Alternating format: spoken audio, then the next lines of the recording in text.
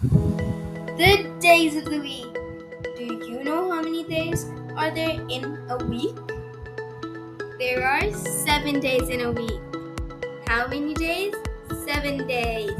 S for 7. Seven. The quote of the day is believe you can do anything and you're halfway there. The first day of the week is Monday. M for Monday. Monday. The second day of the week is Tuesday. Tuesday. T for Tuesday. The third day of the week is Wednesday. W for Wednesday. Wednesday.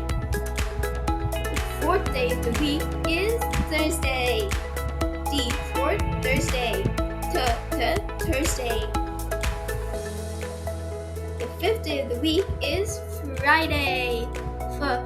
Friday. F for Friday. The sixth day of the week is Saturday. Saturday. S for Saturday. And did you know Saturday and Sunday are both weekends? They're part of the week, but that's the day we get off from school. The seventh day of the week is Sunday. S for Sunday. Sunday. Great job, you did awesome. I hope you learned a lot, and bye-bye.